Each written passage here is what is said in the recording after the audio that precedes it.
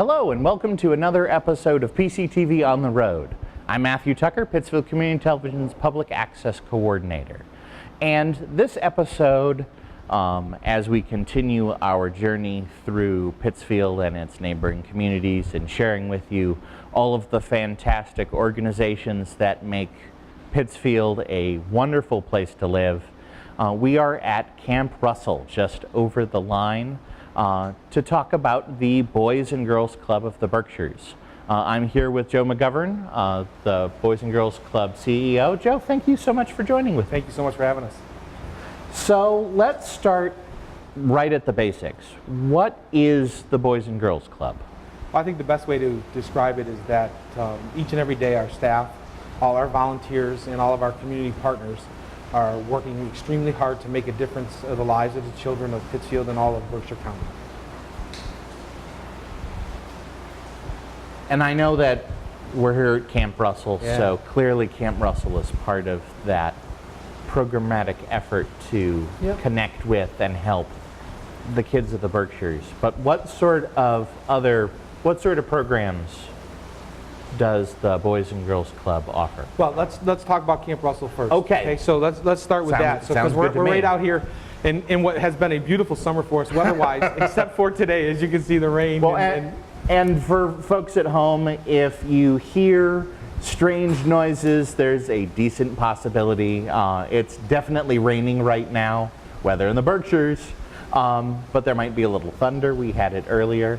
So we'll keep rolling. And the kids are still having a wonderful time out there. They are. I saw them running around having a blast. Yeah. So we have a variety of camps that are out here right now. We have our day camp, which is for kids that are 6 years old all the way up to 13. We have our LIT, which is Leaders in Training program, which is our young teenagers who are a little bit too old to be campers, but not old enough yet to be counselors. So they're kind of that middle of the road in training. We have our recreational therapy program that's up here where individuals with special needs come up. We have our preschool that comes up during the day. So if you're here at 11 o'clock today, there were about 400 kids plus at the camp enjoying the 260 acres that we have up here in Camp Russell, which is, as you know, the pond is a little bit in Pittsfield, a little bit in Richmond. But they enjoy boating. They enjoy all of the waterfront activities. We do a lot of educational programs. Our kids were, yesterday, were making slime in one of our STEM programs. Yeah, education is really a key component of what we're trying to do here at the Boys and Girls Clubs now, more so than anything else. If kids are going to grow and be successful, it starts with their education. So we know that in the summer there's a lot of loss of learning. So we're trying to run a lot of activities out here that are fun for summer fun programs, but are still educational, so that the kids are not having that loss of learning and are still growing. So any day out here at camp, there can be anywhere from 300 to 500 kids. Over 100 counselors that are out here enjoying the great outdoors. It's an old-fashioned camp. When you walk around, it used to be a residential camp, overnight camp for boys, and it's now a day camp. And so when you walk around here, it's that old-fashioned. Everything is made out of wood, and we really work hard to make a difference in the kids' lives. What sort of kids come to Camp Russell? All sort of kids. I call the Boys and Girls Club a melting pot. So in a lot of cases in neighborhoods and schools that are in particular areas of our community, they have tags. You know, the people have perceptions about those neighborhoods and those communities. Not here at the club. We have a golden rule here at the club that you never use an adjective in front of the word kids. So there's no bad kids, there's no good kids, there's no white kids, black kids, rich kids, poor kids.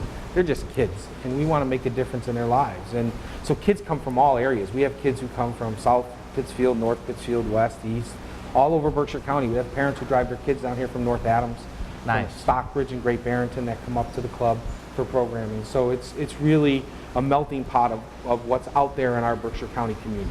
And I was actually going to ask that because I know that the Boys and Girls Club centers based out of Pittsfield. What, particularly with a summer camp like Camp Russell, do you see a wide range of attendees from outside the Pittsfield area? We see a wide range. We don't see the numbers that we would particularly like at this point. We get a sprinkle from an area, a sprinkle from over here, a sprinkle from here, but we're changing that. Our name changed, I think it was 3.5, 4 years ago now, from Boys and Girls Club of Pittsfield to Boys and Girls Club of the Berkshires. We're looking right now at running programs, possibly in North County and South County, to take our success stories to other parts of the county. But right now it's not as highly as effective as we would like it to be. Well, and it sounds like there's always that sort of transitional beat when an organization is still doing what it's always done, but a little bit of the mission scope has changed. Yeah. And as Berkshire County changes, we're a reflection of the community. So, you know, in the past, when I grew up as a kid in Pittsfield kids stayed in Pittsfield. We didn't travel a lot north, south, and vice versa. But as we become more global and become, you know, a more mobile community, people are working in different parts of the county, and as they drive to work, they drop their kids off at the club, or vice versa, going home. So nice. Yeah, we're going to keep working at it. So sticking with Camp Russell and talking about the activities that a space like this offers. I know you mentioned boating and the other activities that are connected to Richmond Pond. What other sorts of activities are available for a camper? Yeah, they're doing hiking up here. We're bringing some arts and cultural programs in. You know, we have some performances that'll go down in our boathouse. Really? Yeah, for the kids to see throughout the year. So a variety of programming, from old-fashioned games like Capture the Flag, which is still very popular, to some of the other modern games that the kids like to do. But there's Foursquare out here. We have the swimming pool for our younger kids that's up the hill a little bit ways. But just mostly educational stuff. The kids are doing group, they start each week out on a Monday, so they do some group bonding, some leadership skill sets, things along those lines. So let's jump ahead sort of temporally. Summer ends eventually, as it always does. School year starts up, Camp Russell goes into its dormant stage. What is next for Boys and Girls Club? Where do you take from there? I just want to touch base on that dormant stage. So one of the things that we are doing, as you know, as the economy has gone up and down over the history, we've tried to look at different ways to generate revenue streams. So Camp Russell used to just close its doors, but we're now open for parties, for picnics, for things like that. So you can rent the camp. I think our last rental this year is the last weekend in September. Wow. We have weddings scheduled up here. So we're allowing the community to come up and utilize, at a cost, but to utilize the camp in its beauty, because it's one of the most beautiful facilities. To stand up at the top of the hill and see the pond, and especially in morning and night. Friday night, we're just coming off our Chili and Chowder Fest event up here, which was one of our biggest in a long time, and people just enjoyed the view and enjoyed it. So it doesn't go dormant; it goes dormant for kids. And so when kids go back to school, then we go into our school year programming. And basically, what that is right after school, kids get dropped off at the school, or we'll walk to the club. And we start right off the bat with our Power Hour program, which is homework help. So we have tutors from high school kids and from different colleges in the area who come down and help their kids do the homework as soon as they get off the bus and into the club. And then our drop-in program kicks in for the rest of the afternoon. And within that drop-in program, there are programs like UBU, which is an arts and theater program. There's Power Hour, as I mentioned, which is homework help. There's STEM programming. There's Passport to Manhood and Smart Girls, which are our leadership programs and our youth development programs. There's your traditional open gyms, your free skates, your free swims. And so our drop-in program kicks in September. A lot of our traditional athletic programs kick in October, November with our ice hockey rink, our swimming pool for our swim team, and then our basketball program is still the largest in the county. This year we had over 550 kids in the basketball program. So our athletic programs are still doing well, and we're very much committed to them, but our focus is on education and youth development. All of the activities at the club, we're looking at putting in a computer lab in the fall, so the kids can have access. The kids that don't have access to technology at home can have it at the club. But basically taking a kid who, somewhere along your and I lives, somebody made a difference in it and helped us be successful the way that we are today. And we want to just be that person for the kids who are walking through our door. Through October through mid-March, this year was a little later because spring got here a little later, but we'll average anywhere from 300 to 400 kids a day coming through the program. And that's just in the drop-in. So those are just the kids that are coming in. We have a preschool program that starts at 2 years, 9 months, which is our child care center, goes up to 5, which goes every morning from 7:30 in the morning until 5:30. We'll have 82 preschool kids every day. We have a licensed after-school program that maxes out at 52 per day. So each one of those programs have waiting lists every year. Jeez, yeah. Very successful. I believe it. Yeah, very successful program. And so when you come into the club, if you're coming in there in October, November, December through the winter, it's bustling with activity. We can, at any given point, you can have all those kids we talked about in preschool and after school. You can have a hockey game going on upstairs, 3 basketball games, a swim meet going on downstairs. We feed kids now with our triple play program. Wow. We have a lot of kids who come to us who need some help with some food. And so thanks to Greylock Federal Credit Union, we've been getting our triple play program, which involves educational, nutrition, and then getting them a dinner each night. So we're averaging feeding around 50 kids a night. Dinner, a hot Monday through Thursday, it's a hot meal, and then on Fridays usually a sandwich bag lunch for their dinner. So it's a pretty happening place. I am sort of in awe because I think about when I was younger. It feels like not that long ago, but it gets longer and longer every day. When I thought about the Boys and Girls Club, and as a South County kid, there was that sort of, you only travel outside of your sort of geographical area for something special. And in my younger head, I thought about the Boys and Girls Club. It was the basketball programs and the ice rink. Yeah.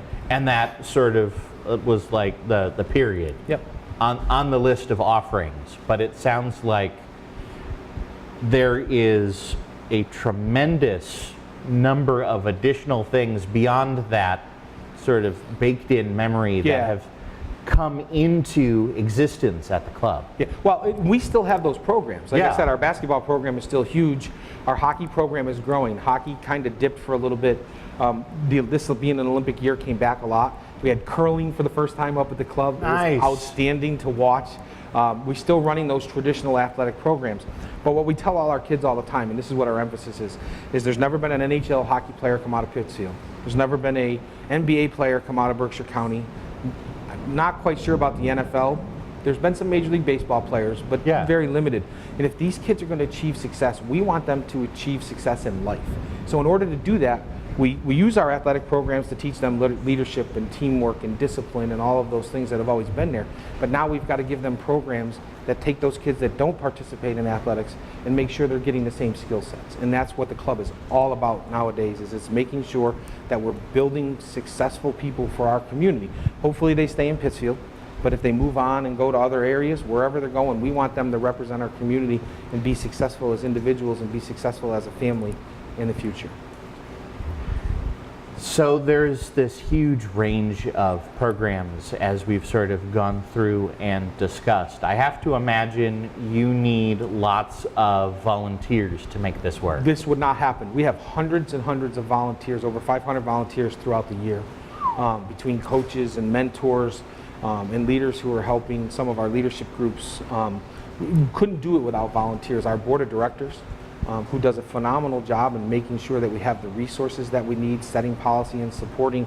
We had our Chili Chowder Fest, and there was a bunch of them up here the other night making sure. So from our board of directors to our coaches to our mentors, it wouldn't happen without the volunteers of the community making a difference. If someone wanted to be involved in the volunteering aspect, what's the process to get involved? What do they need to know? Do they have to have a background in the programs that they're getting involved in? Well, and again, because we're running programs that cover the gamut, you can help volunteer at some level, at any level. So all you need to do is stop down the club. There is a volunteer application that you have to fill out. All of our volunteers and our staff nowadays are Corey checked, they're background checked. So it's a quick process. We have to make sure the safety of our kids today. Absolutely. Number one thing at the club is safety. So you fill out the application, but it can be as simple as hanging out with a kid, that playing pool, playing ping pong, helping with homework. As long as you don't mind getting beat up on video games. It's simple like that. Kids need to see positive adult role models. They need to, what they get in the news today is real negative. So anything that they watch is not necessarily the most positive aspects that they're seeing. And so we need to put around our kids today as many positive role models, adult role models, as we can. And that's what we try to do. So if you want to help out at the club, we will find something for you to do to help make a kid's life better. Taking a moment to sort of step back and think about the programs that the Boys and Girls Club offers, what precipitated the creation of all of the programs? Were there kids who were interested in different aspects and those programs were created organically? Was it generated by the volunteers where someone said, I know something and we can do a program about this, or a mixture of both? Yeah, I think programs come about from a lot of different ways. The first is our affiliation with Boys and Girls Clubs of America. Yep. They do a phenomenal job in creating curriculum. So when I talk about Power Hour, Passport to Manhood, Smart Girls, the STEM program, our Keystone and Torch Clubs, those are all national programs where if you go to a Boys and Girls Club anywhere else in the country, and there are a lot of Boys and Girls Clubs, you'll see the same programming that's being run there. Now, the best part about those fits is that they're not a strict curriculum that says you're going to do A, B, C, D. Every community, every Boys and Girls Club is different. So they allow us the ability to be flexible and to adapt those programs to our own community. So a lot of our programming comes through the national organization, through Boys and Girls Clubs of America. But some of our other programming just comes from a simple volunteer. We have a volunteer, her name is Claire, who came to us and said, you know what, kids don't know how to sew anymore. They really, you know, a lot of the home ec programs are because of the economics of it, are not in the school systems anymore. So kids don't know how to sew anymore. So she went out, got sewing machines donated, bought some sewing machines. Wow. Her and another person run sewing classes at the Boys and Girls Club once or twice a week during the winter for kids who want to learn how to sew. So programs come out by the basis of the needs, but also by the fact that there are some adults who recognize a lot of the things that are going on in the community and needs, and they come to us and say, I want to help. You were mentioning how there's sort of that larger curriculum, but there's some flexibility there. Yeah. I imagine that that flexibility allows for lots of neat synergy because of the fact that you're based in Berkshire County, and Berkshire County is this dynamo for creativity and culture. And that, are there any programs that have sort of spun out of that, the fact that we've got Tanglewood and Jacob's Pillow and Mass Mocha? And I think the biggest one is the UBU Theater, which allows kids to come in and learn to be part of a theater group, be part of doing poems and open mic stuff, things along those lines.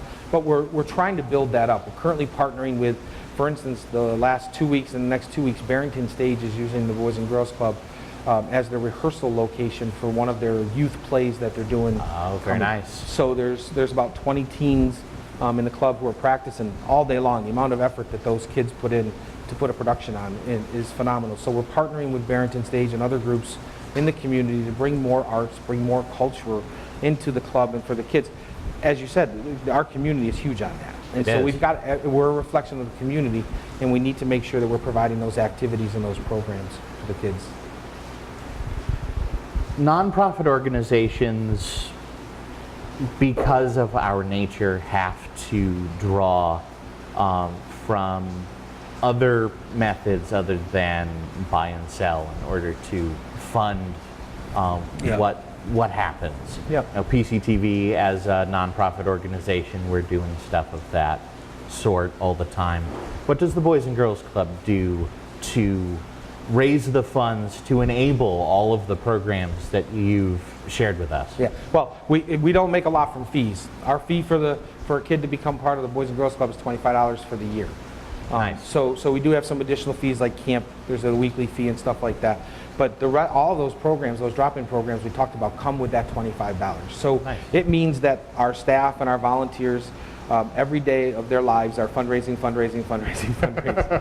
which is difficult in Berkshire County as the economy starts to creep up and catch up with some of the rest of the state.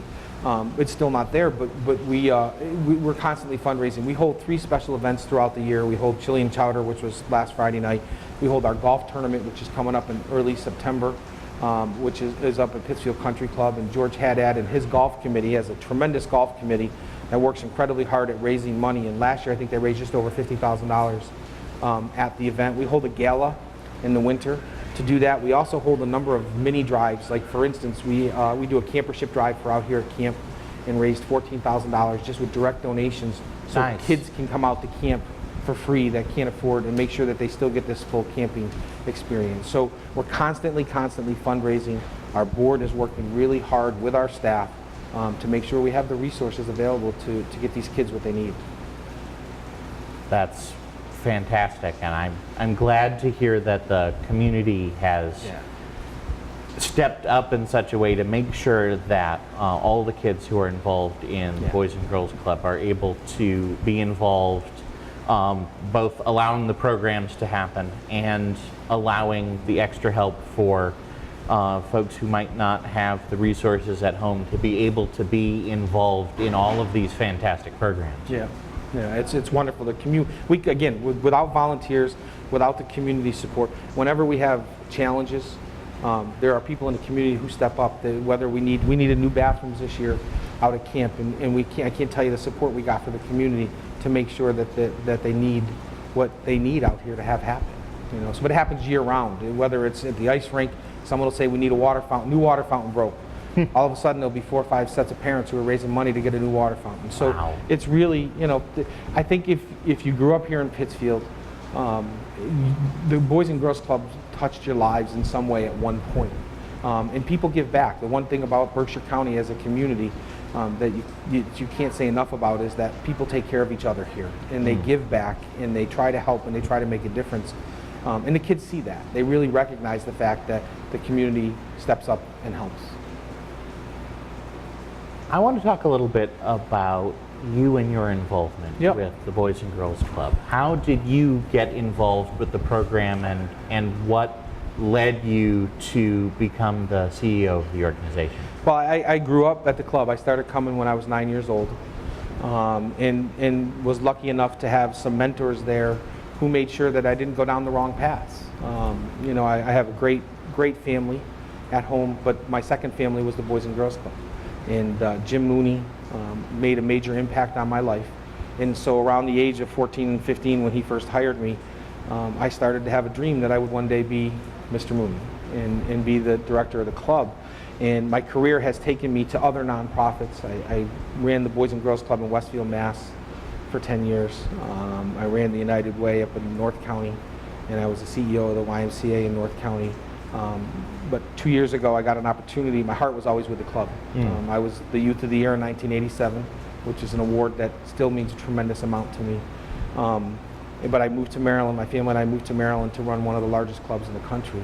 Wow. And didn't think we were headed home. But when the opportunity came here, it was very difficult to say no to the club that I always dreamt about being involved with and helping. So last July, I came back home, and I'm very happy. My family's settled in and doing really well. But more importantly, I go to work every day living my dream. And there's nothing better than living your dream and helping kids at the same time. So very excited to be back, and very excited to be doing what I love to do. So, that's fantastic. thank you. Believe it or not, we are coming towards the end of the show, and I know pretty quick. when we were talking ahead of time, I warned you that would happen. It went pretty quick.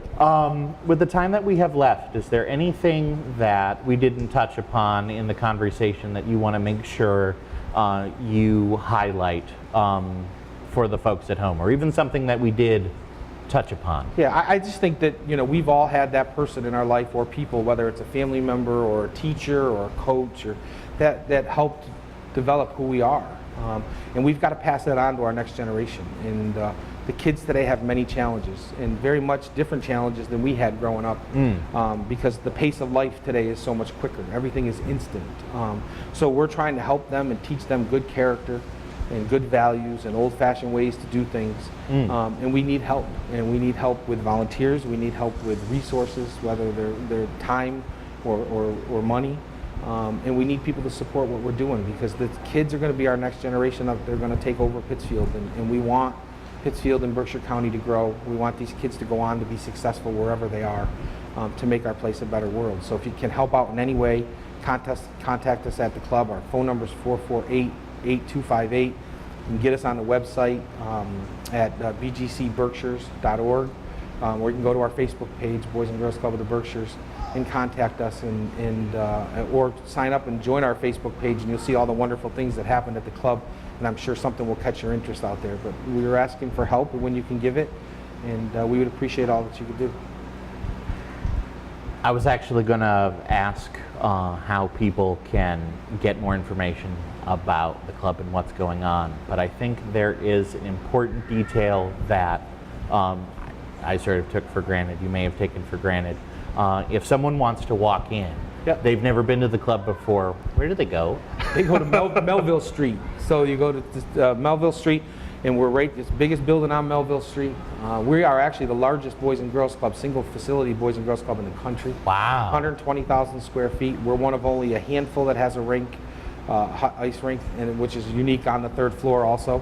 Above the gym, above the gym, which was, I'm not quite sure was the best engineering philosophy, but it works for us. It actually works for us. So, but yeah, just stop on Melville Street. We're right there, and we, at any point you want a tour, let us know. We'd love to give you a tour of what's going on. Or if you want to come up at camp, there's a process to sign into the front gate. We'd love to take you through and show you the opportunity to get you to see what's going on up here at camp. Fantastic. Joe McGovern, CEO of Boys and Girls Club of the Berkshires. Thank you so Matt, much thank for you so joining much. me. Really appreciate you guys coming up here today. Our pleasure. Thank you. And I want to reach out to you who are watching to remind you that all of the programs that you see here on Pittsfield Community Television are made possible by people out there in our community. A lot of people don't realize, even though I come on and our other members of staff come on and let you know, that PCTV exists to give you a conduit to your community through the medium of cable. We'll teach you how to use our television facilities and create a program just like the one that you're watching now. We would very much love to have you come by our studios at 4 Federico Drive and take a tour. You can also find out more information about us on our website, www.pittsfieldtv.org. You can find us on Facebook, or you can call us 445-4234. Thank you so much for joining us, and we'll look forward to seeing you next time PCTV's on the road. Take care.